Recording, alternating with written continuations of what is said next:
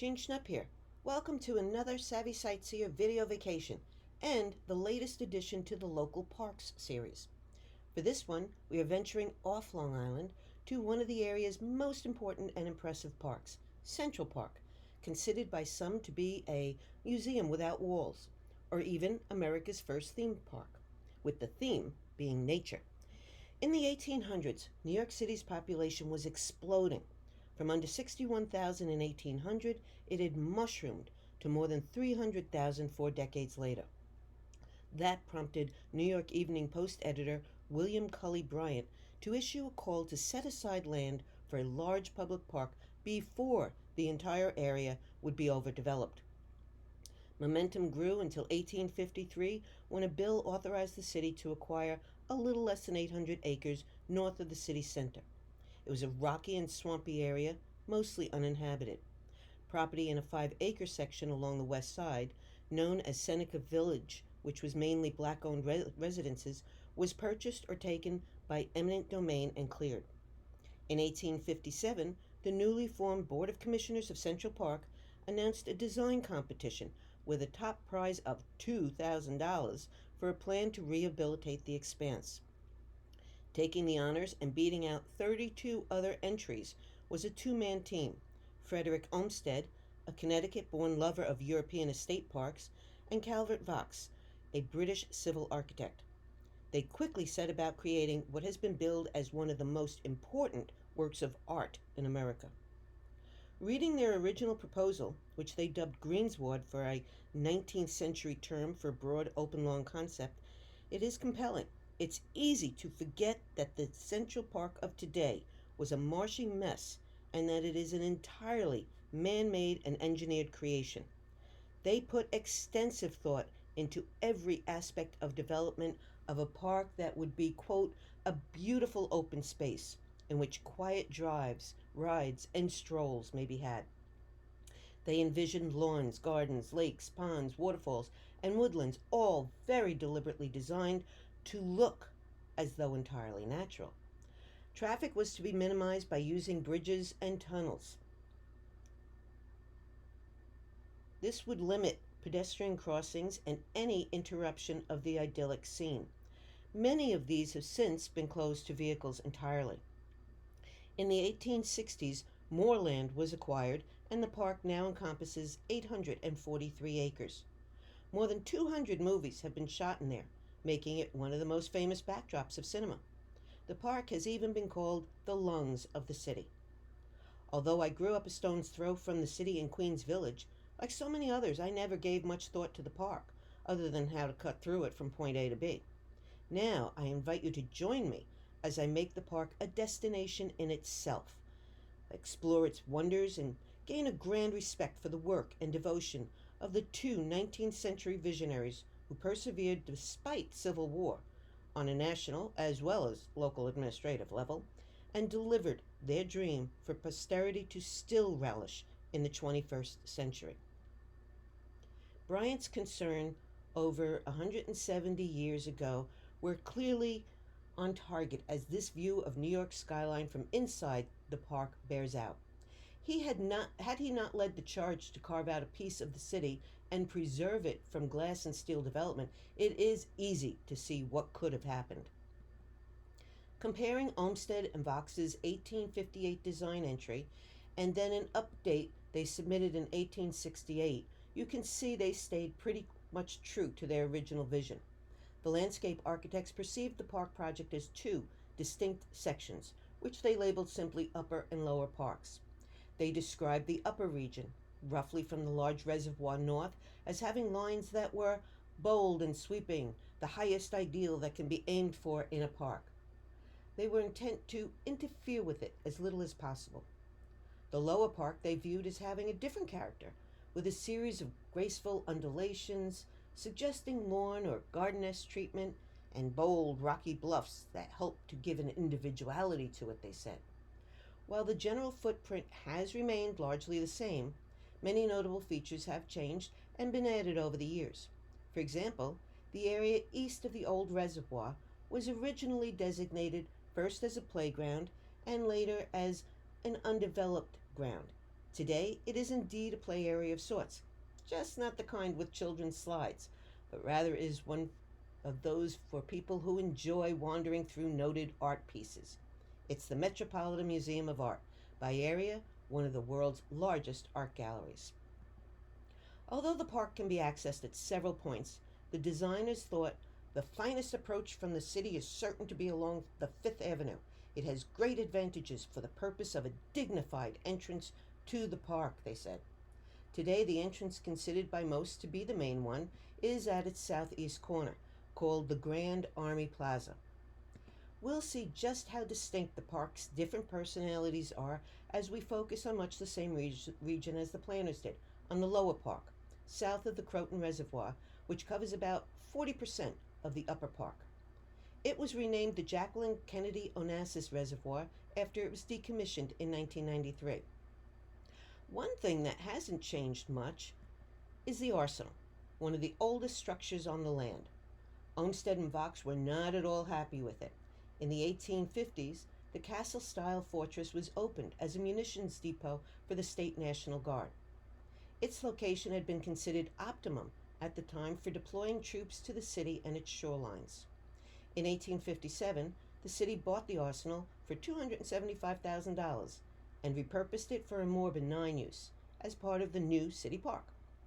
Although the designer duo considered it a very unattractive structure and only tolerably built, they figured it could be useful, perhaps as a museum. They spruced up the exterior and basically disguised it by planting trees. It served a number of purposes over the years, as a police precinct, a weather observatory, the initial home of the American Museum of Natural History, and even a makeshift menagerie. In the 1870s, museum exhibits were moved to their new headquarters on Central Park West, and the exotic and domestic animals that had been donated over the years were moved to the newly built zoo. Robert Moses, chairman of the New York State Council of Parks for 4 decades starting in 1924, was referred to as a master builder. It was he who revamped the arsenal in 1934, making it the Parks Department headquarters. When the odd collection of animals had outstayed their welcome at the arsenal, they were initially moved to a group of 5 wooden buildings nearby known as the menagerie. These were replaced with brick and concrete buildings in 1934 and revamped again in the late 1980s. The zoo, or wildlife center, covers about 6.5 acres and has an eclectic collection of 1,500 animals living in naturalistic environments. Among the 120 species are some of my favorites, penguins. In addition to the living animals, visitors really enjoy the antics of a mechanical menagerie. Each day at 8 a.m. and again every 30 minutes until 6 p.m., a band of animals, including bear, elephant, kangaroo, and penguin, comes to life to play a repertoire of children's songs and seasonal tunes at the Delacourt clock. It was named after a philanthropist who loved Europe's medieval mechanical clocks, and so he donated funds to have a similar one in New York City.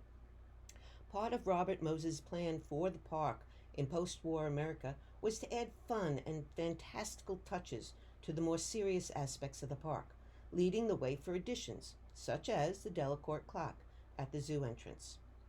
Such man-made works of art were not intended to be a highlight of the park, though. Olmsted had called them incidents that took away from his vision. But today, there are nearly 75 such sculptures, elaborately designed gateways, and other works of art within the park.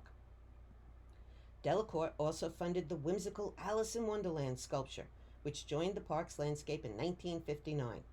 He had commissioned it as a gift to the children of New York City, but also as a tribute to his late wife, Margarita, who often read Lewis Carroll's Alice's Adventures in Wonderland to their children. The Spanish-born American sculptor, José de Krefft, added a tribute to the philanthropist by using his likeness as the face of the Mad Hatter. De Krefft also saluted his own daughter, Donna, by using her image for Alice's face. The 12,000-pound statue is a popular climbing spot for Little Park visitors who have worn parts of the sculpture to a fine sheen. Also from childhood fantasy and another popular spot for climbing kids, just a few steps from Alice, is the Hans Christian Andersen statue. The author, who penned some 150 fairy tales and stories, has had a place of honor near the model boat pond since 1956. There's some serious sculptures too. The Women's Rights Pioneers Monument is the first to honor real women in Central Park, and it is one of the more recent additions. It was unveiled in August 2020, commemorating the centennial anniversary of the ratification of the Women's Right to Vote Amendment. The bronze statue depicts 3 pivotal women's rights advocates: Susan B. Anthony, a social reformer who played a major role in the women's suffragette movement; Elizabeth Cady Stanton, an abolitionist and one of the first leaders of the women's rights movement; and Sojourner Truth, an abolitionist who had been born into slavery and was later recognized by Smithsonian Magazine as one of the 100 most significant Americans of all time. The monument became an impromptu memorial site with tributes attached to the fencing in front of it when Supreme Court Justice Ruth Bader Ginsburg, who advocated for women's rights, passed away in October 2020. At the southeast section of the park, we find one sculpture that combines both the serious and nostalgic in the form of Balto, a 4.5-foot wide memorial to a heroic dog who saved a city. His bronzed coat glows from the pats of countless children and adults. In January 1925, a diphtheria epidemic struck Nome, Alaska, at the same time a blizzard grounded planes carrying a life-saving serum. Against all odds, 20 sled dog teams with more than 200 dogs and their handlers made the 6-day, 674-mile trek. But it was the last musher, Gunnar Kaysen, and his intrepid dog Balto, who are best remembered for their final push into the city. Gunnar hailed Balto as the real hero for finding his way through the blizzard when his master could not. Balto also found his way to his own memorial dedication ceremony in the park in 1925, just 10 months after his storied mush.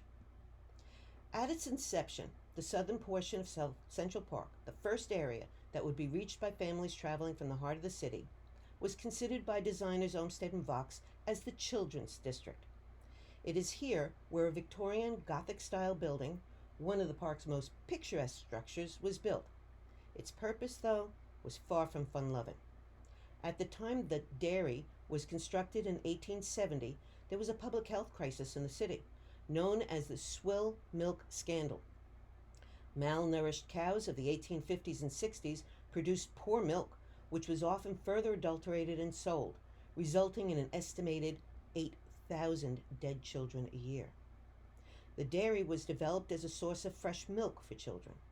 Eventually, the milk industry came under legislative regulation, and the dairy's mission changed. It became a restaurant for a while, then a storage facility, and in 1979, it was repurposed as Central Park's first visitor center. Although the area had been officially designated as a children's section, no formal playgrounds as we know them today were built in the park until the early 1900s. The earliest playgrounds that started appearing in public places in the 1880s were called sand gardens and featured little more than sand boxes.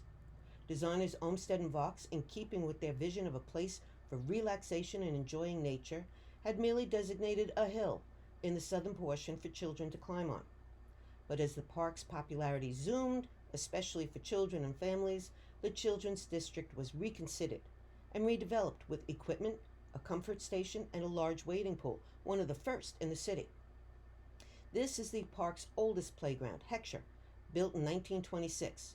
It is also the largest, covering between 2 and 3 acres, and was named after its benefactor, multimillionaire philanthropist Albert Heckscher, who financed several parks, including one named for him in Islip on Long Island's South Shore, and one in Huntington that also houses a museum of art in his name. Today there are 21 playgrounds located throughout Central Park, each with its own unique theme, design, and type of play structures and equipment. There's 26 clay and 4 hard tennis courts, as well as 26 baseball or softball fields. Volleyball players can choose among 4 beach sand courts and 4 asphalt ones.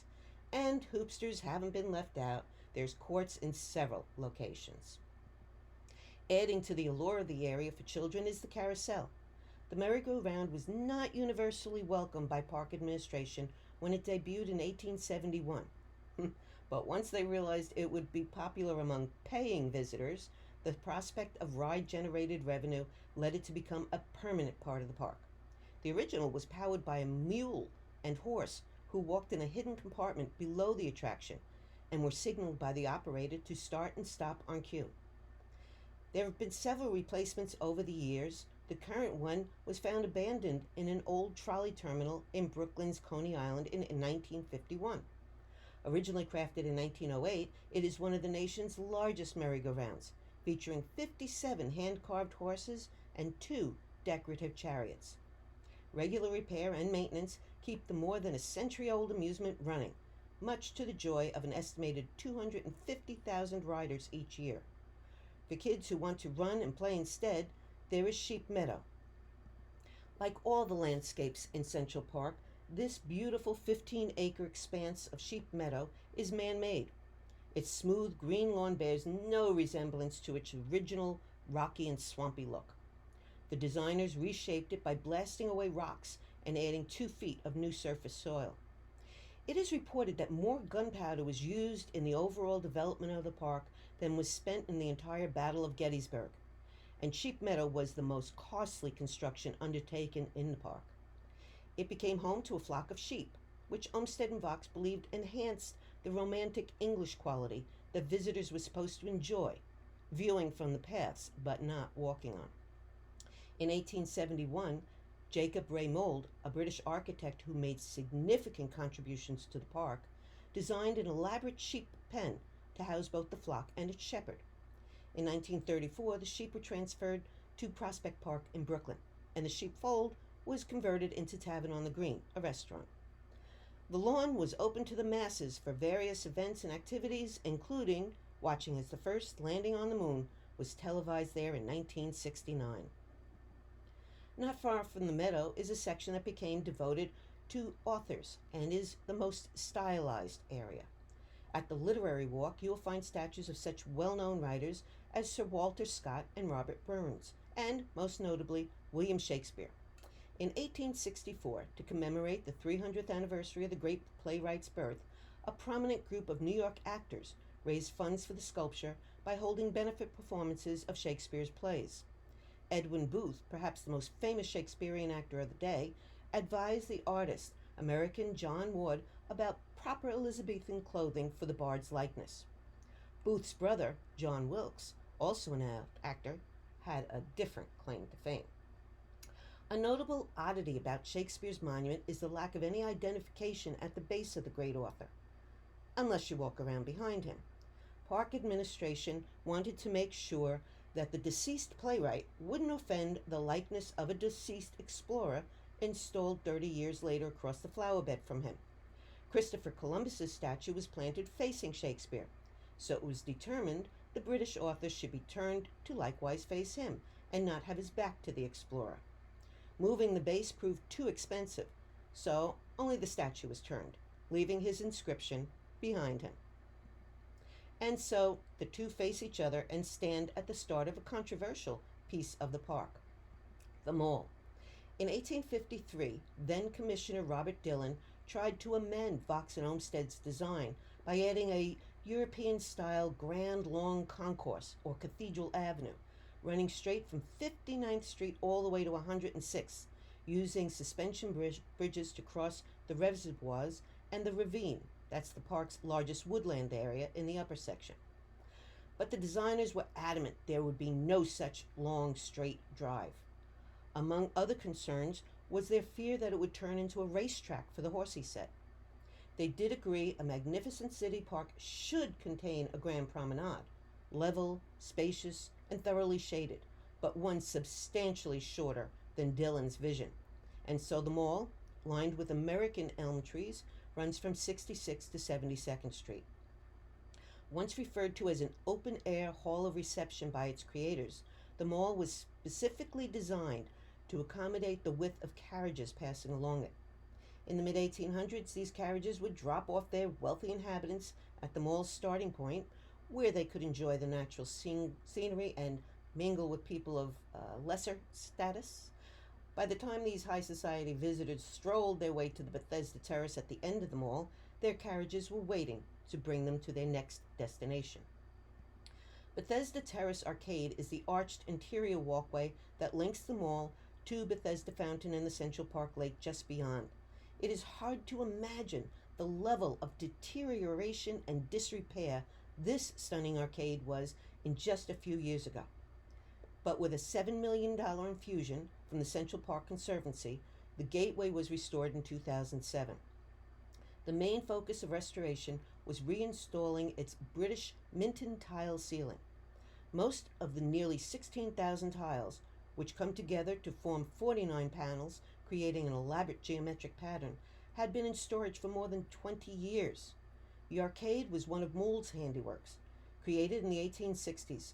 Typically, this type of tile is used as flooring in great cathedrals, but Mould elevated the colorful patterned ceramics to the ceiling, the only place in the world where these special inlaid tiles were installed as such. While eye-catching, they are weighty, a total of some 50 tons, over which carriages once passed on the road above, leading to the ceiling's weakening and corrosion. Fortunately, administrators had the foresight in 1983 to take the tiles down and store them until enough funding could be raised to properly restore them to their place of honor. The arcade is the ground level of this architectural jewel at the end of the mall. A walk on its two-level staircase gives visitors very different rewards: a breathtaking view from the top of its terrace and some amazing sculpture work along the balustrades. It's worth taking time to really appreciate the artistry of these carvings, which have a central theme of the passage of time. On top of the terrace, and the middle picture in this screen, there's a rooster crowing as morning breaks. Opposite it is the owl ringing in the night. Carved into the stair walls is the eternal passing of the seasons, represented by the flowers, birds, etc. that you would see during different times of the year. The centerpiece of this area is the Bethesda Fountain, topped by the Angel of the Waters. Frederick Olmsted intended it to be the only sculpted piece in the park. New York City native Emma Stebbing was tasked with creating the focal point piece, a singular honor for female sculptors in the 1860s. The fountain and area are named for Bethesda, a biblical reference to a pool believed to have healing powers. Below the angel are 4 cherub-like figures who represent temperance, purity, health, and peace. Fans of the NBC series Manifest will recognize the Angel of the Waters as a pivotal part of the plot in 2018, the show's first season. The angel shakes loose her fountain mooring and flies off to warn a key character to save another in the supernatural mystery series. Mould's artistry can be seen throughout the park, and his partnership with Vox resulted in many beautiful staples of park viewing. On the top left of this screen is one of my favorite archways. Built by the duo in 1862, the stone bridge is named after the gray wax sandstone quarried in the Hudson River Valley that was used in its construction. On the top right at 62nd Street, offering one of the best views of the skyline while giving the sense of a countryside glen, is a graceful structure known as the Gapstow Bridge. This one, made of stone in 1896, replaced Mould's 1874 wooden bridge, which couldn't stand the rigors of time. Across the bottom is another Vox and Mould construction, but one that fared much better, the Bow Bridge. Made of cast iron, not wood, it is the oldest such bridge in Central Park, and the second oldest cast iron bridge in the entire United States. It's one of the park's most iconic and photographed features. Built in 1862, it spans 60 feet across Central Park Lake and was the result of a compromise between Commissioner Dillon and Olmsted and Vox, who didn't want a bridge there at all. Rather, they'd envisioned visitors wandering leisurely around the lake beyond the Bethesda Terrace to the Ramble. That's a 36-acre expanse designed to look like the forests of upstate New York, with winding paths and trails through dense plantings. Vox and Mould decided on a low-profile, delicately curved bridge shaped like an archer's bow, hence its name. It is today an integral part of the park and considered one of the most romantic locations, overlooking rowboats quietly gliding along the lake. It's popular for marriage proposals, both in real life and in moviedom. Named for the Italian word meaning beautiful view, Central Park's Belvedere Castle offers visitors exactly what its name implies: a bird's eye look over some of the park's picturesque ponds, woods, lawns, and, of course, skyline.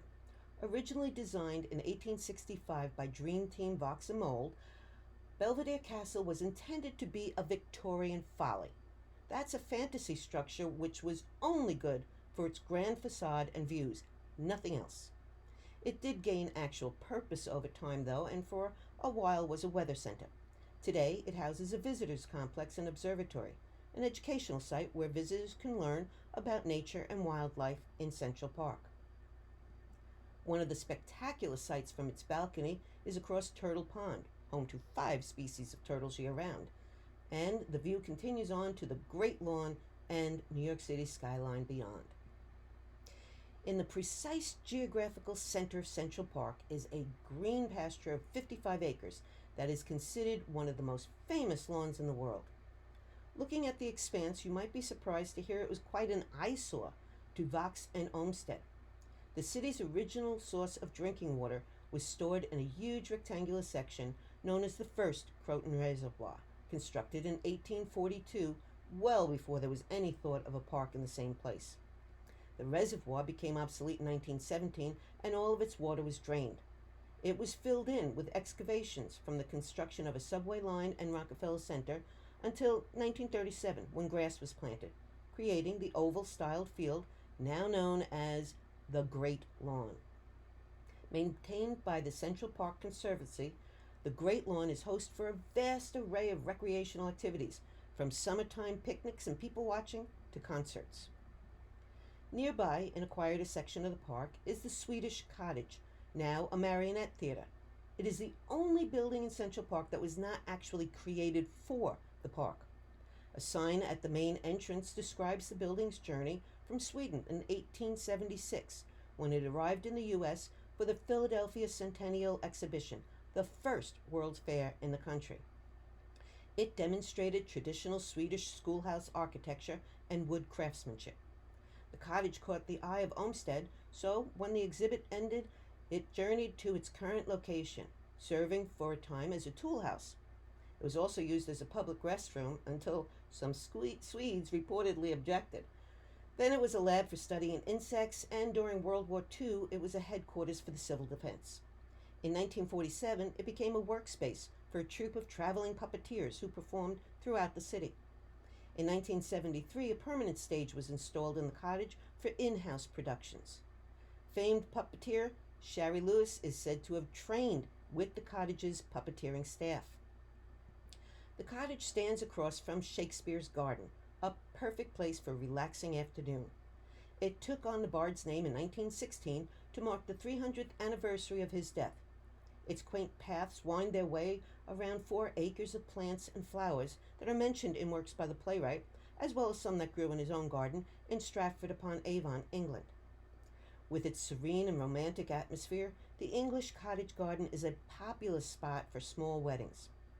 Lovers of William Shakespeare's plays can enjoy open-air performances at the adjacent Delacorte Theater, which opened in 1962 with The Merchant of Venice, starring George C. Scott and James Earl Jones.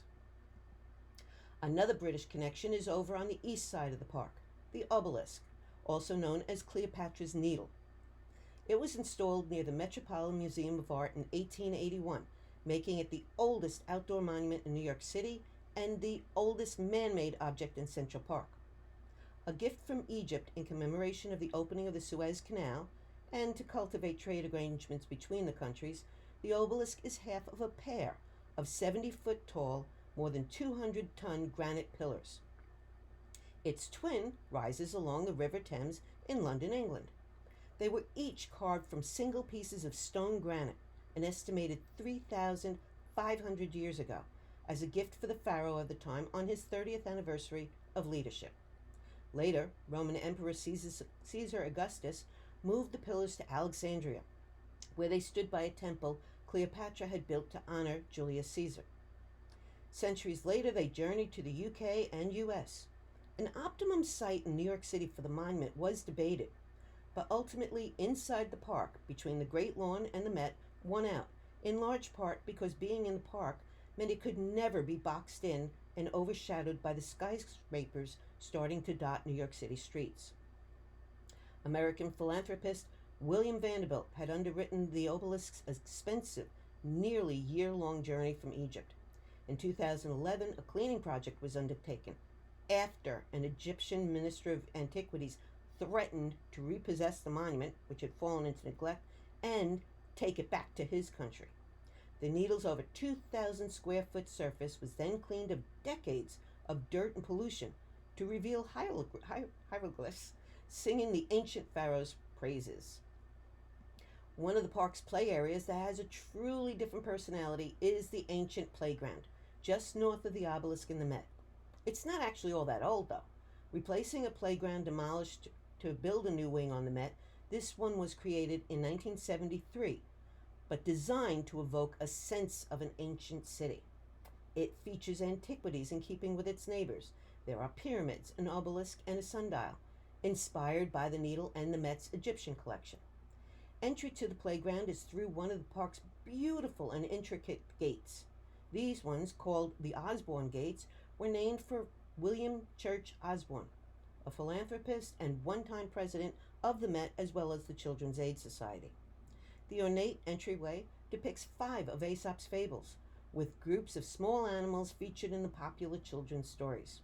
When they were installed at the original playground in 1953, the Municipal Art Society identified them as some of the most important pieces in Central Park. No trip to Central Park would be complete without a stop at a memorial to Beatles legend and peace activist John Lennon. The centerpiece in this designated quiet zone, known as Strawberry Fields, is a simple mosaic highlighting the word imagine, the musician's signature song of peace. The artwork was made by Italian craftsmen and are a gift from the city of Naples. All around the memorial, dedicated in 1985, is a living tribute, a thought conceived by his wife Yoko Ono and brought to reality by landscape architect Bruce Kelly, who specialized in Olmsted-style environments. Ono, considered a conceptual artist, donated $1 million to fund renovations in what had been a favorite spot for her and John, just steps from their home in the landmark Dakota apartment building, in front of which he was shot and killed in 1980. Ono invited countries from around the world to contribute plants to create an international garden. The 2.5-acre, teardrop-shaped lot was transformed from a rundown patch to a lush environment with about 150 trees, 5,000 shrubs, and 20,000 perennials. Among gifts were British oaks, Monaco dogwoods, Dutch tulips, Russian river birches, and Canadian maples. Unfortunately, birds ate all the strawberry plants Mr. Kelly had planted. The so-called Garden of Peace is championed by 121 countries whose names appear on a bronze plaque at the memorial, a testament to the star's international appeal. Which brings us full circle, back to the original intent of the park's designers to offer city dwellers and visitors a place of reflection and refuge. I like to end all of my programs with the words of Dr. Seuss. Sometimes you don't appreciate the moment until it becomes a memory. And I like to add to it, always remember to celebrate the moments and treasure the memories. I hope you've enjoyed our journey around Central Park. If you have any questions about the program, email me or use the contact page on my website. Of course, I also invite you to visit my website to see any of my European destinations. You can check my Programs tab to see what Savvy Sightseer presentations are being offered by your library or community center. Till next time, another reminder, with a place as diverse and beautiful as Central Park nearby, it's always good to remember to stop and smell the roses.